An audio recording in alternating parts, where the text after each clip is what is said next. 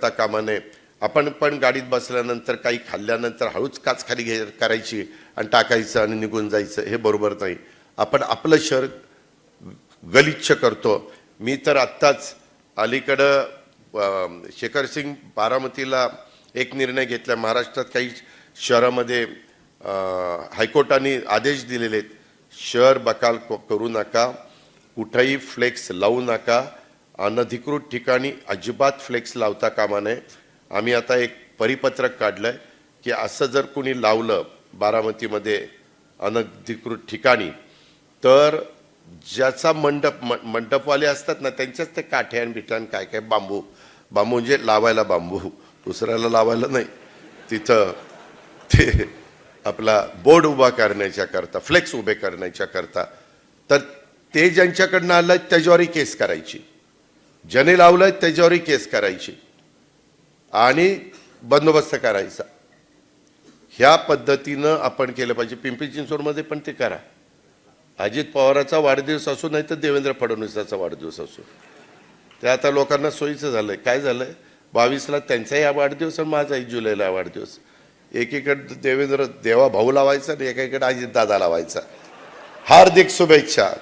आणि आमच्या 2 फोटोपेक्षा ज्याच्या शुभेच्छा आहे त्याचा फोटो ही एवढा मोठा. अरे वाढदिवस कुणाचा आहे रे, देवा भाऊचा आहे का अजित दादाचा का तुझा आहे? पण त्याचा एकटा फोटो लावला तर कुणी बघणार नाही, म्हणून ह्याच्या दोघात ह्याचा, हे जे काही प्रकार चालतात हे जरा बंद करा. जिथं फ्लेक्सच्या जागा ठरवल्या तिथं लावा ना, ज्याच्यात दम आहे, ज्याच्यात काय लावायचं, पैसे खर्च करायचे करा खर्च, पण त्याच्यामुळं आमचं शहर का बकाल करता? काय होतं, बोर्ड असे साईडला लावले समोरनं दिसलं नाही ना, तर कधी कधी ॲक्सिडेंट होता कारण नसताना. आणि एकदम अट्रॅक्टिव्ह बोर्ड दिसला तर एखादा 2 व्हीलर किंवा 4 व्हीलरवाला देखील गडबडतो आणि तिकडं बघत असताना ॲक्सिडेंट होतो. ह्या गोष्टी फार बारकाईनं, मी मुद्दाम नाही सांगत, मी समाजाच्या भल्याकरता सांगतो.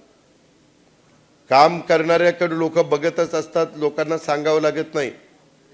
पण उगीचच काम न करता जे स्वतःचे जास्त बोर्ड लावतात ना, समजाव ही बाबा काम करत नाही, त्याच्यामुळे लोकांच्या मनात उतरवण्याकरता ही बोर्ड लावतोय. आणि जे कमी बोर्ड लावतात ते लोकांच्यात काम करत असतात, त्याला माहिती असतं अरे मी रात्री 12ला त्याच्याकरता धावून जातो, काय मला बोर्ड लावायचं कारण आहे, हे लक्षात घ्या. त्याच्यामुळे तुम्ही पण मतदार आता पुढं मतदान करणार आहे, ज्याचे बोर्ड जास्त त्याचं बटन दाबू नका.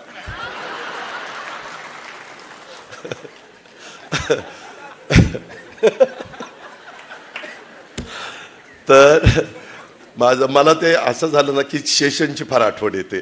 हे आम्हाला सगळ्यांना स्वतःसारखं सरळ केलं होतं, नाही तर पूर्वी काय खर्च केले जायचे. शेषन आल्यावर सगळं चिडीचूप होऊन गेलं. म्हणजे आपली लोक ऐकतात पण कठोर भूमिका घेतली गेली पाहिजे. कोणाला वाऱ्यावर पण सोडता कामा नये. कोणाला आम्ही अतिक्रमण काढत असताना